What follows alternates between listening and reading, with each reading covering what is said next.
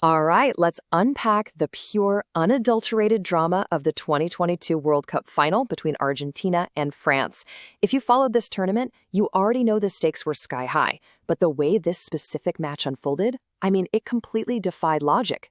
Today, in this explainer, we're going to break down exactly how a seemingly routine victory morphed into what many consider the single greatest football match ever played. We'll be looking at the numbers, the wild momentum shifts, and the sheer relentless force of will that defined this final. Look, this wasn't just a game of football. It was a literal collision of destinies. As the match commentary so perfectly captured it, a script was seemingly written, but Mbappé ripped up that script. On one side, you had this utopian narrative demanding a fairy tale ending. On the other, a relentless force that absolutely refused to bow out. What you really need to take away from this is that in sports, momentum is incredibly fragile, and a single player's absolute refusal to lose can literally rewrite history in real time. So let's look at part one, the weight of history. To really get this, we have to understand the monumental context here. It's the classic setup, the master versus the prodigy. On side A, you've got Lionel Messi. He's 35 years old, playing in his very last World Cup, and carrying the desperate hope of an entire nation to finally emulate Diego Maradona's legendary 1986 triumph. On side B, his Paris Saint-Germain clubmate, Kylian Mbappé. This guy was just 2 days shy of his 24th birthday, already a world champion from 2018, and chasing an incredibly rare second consecutive World Cup ring. And then there's this huge number, 36. For Argentina, an agonizing 36 years had passed since Maradona lifted that trophy in Mexico. That's 36 years of near misses, heartbreak, and just overwhelming expectation. This number piled immense pressure right on the Messi's shoulders. The stadium in Doha was absolutely dominated by Argentine fans. The noise, the color, it was incredible. And they were all demanding that this 36-year drought finally come to an end.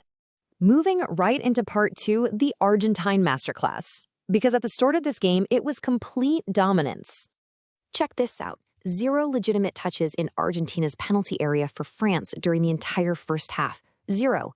Heading into the final, there were rumors of a virus sweeping through the French camp, and honestly, on the pitch, that seemed entirely confirmed by their shocking lethargy. They looked pale, passive, and were completely unable to match Argentina's intensity, aggression, and super shark ball movement.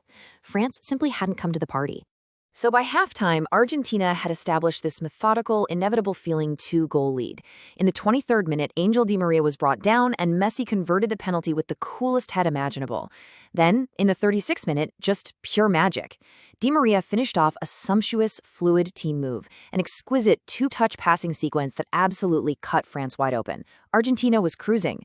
The French side looked so totally out of sorts that manager Didier Deschamps was actually forced to make desperate double substitutions before halftime even arrived. It was unheard of.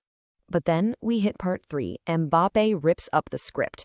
A sudden lifeline appears out of nowhere. 97 seconds. That is all it took for Mbappé to completely turn the match on its head. Think about that. In the 80th minute, France finally gets a penalty and Mbappé converts it. Then, literally 97 seconds later, the ball falls to him again. He doesn't even take a touch to settle it. He just hits a ferocious first-time volley right past Emiliano Martinez. 2-0 down for 80 minutes, and in less than 2 minutes, it's 2-2. Commentators called him an awesome force of nature, brutal and brilliant. And that perfectly captures the massive energy injection into a French side that, honestly, just moments prior, looked totally dead and buried. Mbappé took a team that had 0 shots in the first half and almost single-handedly breathed fire back into their lungs. This makes Mbappé the absolute definition of a bringer of chaos. He completely disrupted the established narrative of Messi's coronation. He stripped away Argentina's swagger and replaced it with pure shell-shocked weariness. All order evaporated, and the match descended into total, thrilling unpredictability. Argentina, who had looked so remarkably secure in their own skin, suddenly looked completely drained. Which brings us to part 4. Extra time chaos. Pure exhaustion and sheer drama. Mapping out the sheer absurdity of the back-and-forth scoring here is mind-blowing. Let's look at this timeline. We have Argentina's early dominance at 23 and 36 minutes. Then Mbappé's 97-second blitz at 80 and 81. So we go into extra time. In the 108th minute, Messi scrambles the scruffy but incredibly precious goal just over the line to make it 3-2. Surely that's it, right? Nope.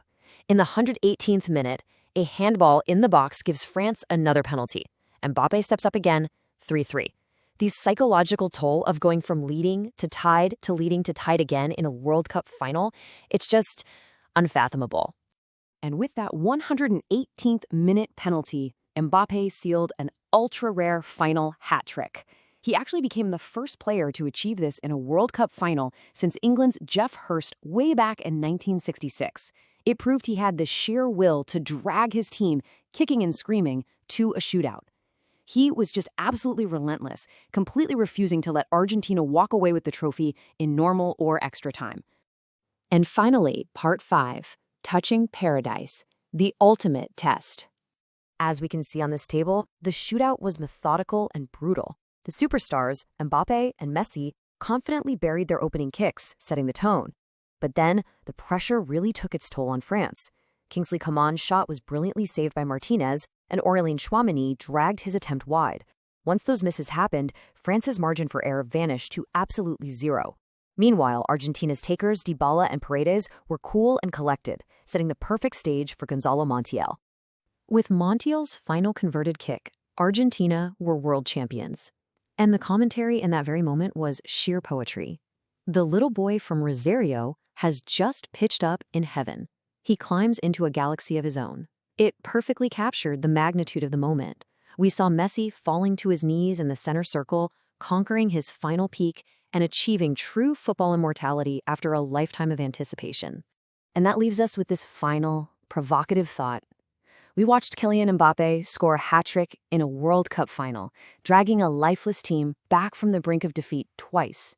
And yet, he still lost. Wrapping up this explainer, how will history ultimately judge this masterpiece? Did we, in fact, just witness the greatest football match ever played? It's a debate that's definitely going to rage on for decades. Thanks so much for joining me on this deep dive, and keep questioning what